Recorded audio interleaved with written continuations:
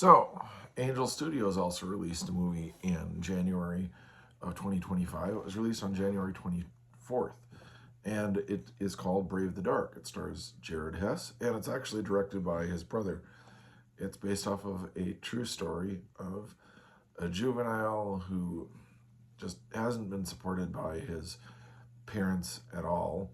Well, he was supported by his mom, but his dad did something that caused that to no longer be possible. And his grandparents weren't very supportive, and so he's been living out of his car. This is a lot of that's in the trailer. It's not a spoiler. It's based off of a true story. The screenplay is based off of the book written by the actual person, and they had input into the story. And of course, Jared Harris is always nice to watch. He does a great job in this film. The film was made about 2 years ago, and so when Angel Studios picked it up for distribution, they really haven't done much change to it. It's based off a true story. They want to amplify light. They've done this a lot, actually. Even Sound of Freedom was a previously made film that they picked up for distribution, and that's sort of where the problem lies. Not necessarily in this film, because I like this film. You can tell it's got a low budget. It's been compared to, oh, this has been done so much better in Good Will Hunting and stuff like that. Well, yeah, but this is not meant to be a Good Will Hunting. This is a true story, and the budget is a lot less. The acting powerhouses. It doesn't have A-list stars. It's directed by the brother of the star, and he's not about exactly a huge money draw, but Angel's trying to make money off these things, which obviously you need to do with theatrical releases, and they're doing their same strategy, which is they pre-sell tickets. They get people to buy tickets for others. They have the QR code on the bottom or at the end of each movie. Also on their Facebook and their website, they're trying to pre-sell tickets to their entire slate this year, and they're giving out prizes. Like, if you pre-buy tickets, you can enter to win a Bitcoin or a trip, whatever. And it gets a lot of tickets sold. The problem is they book based off of all those tickets. So this was released in 2,230 theaters, and then the second week it dropped off by like 400 theaters, and the third week, Super Bowl weekend, it's now down to 400 theaters. And I think with a movie like this, maybe they needed to do a different kind of release strategy. It's possible this movie still makes money. I've been kind of tracking the Angel Studios. Sound of Freedom made $184 million.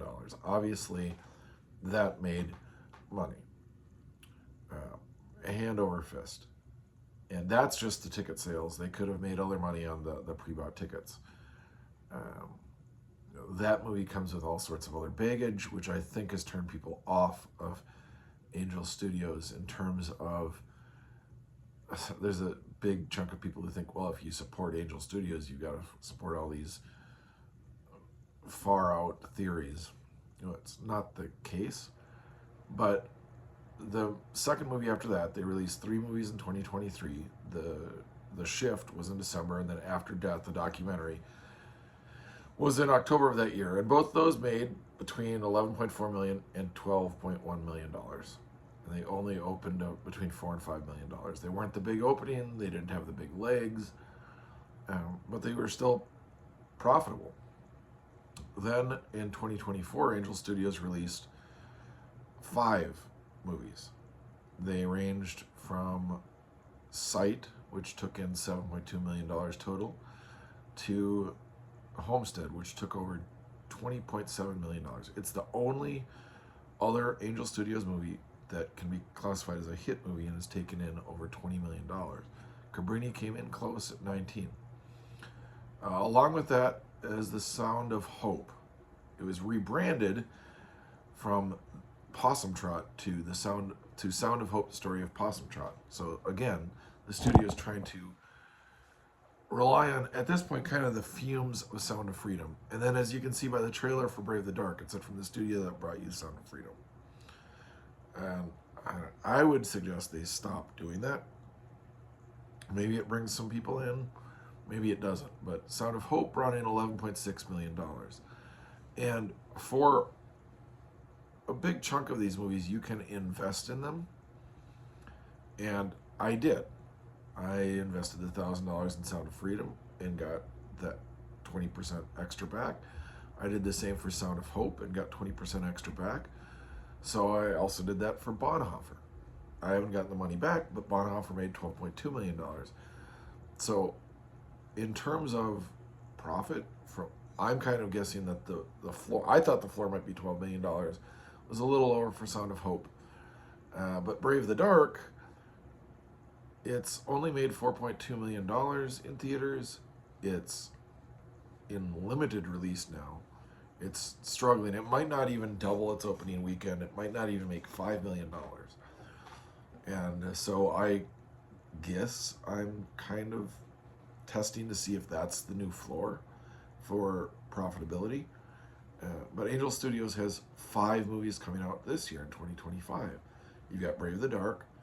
Then in March you have Rule Breakers, April King of Kings, May The Last Rodeo, and then sometime in the last quarter you've got David. Now, some of these are movies that were picked up, like Brave the Dark.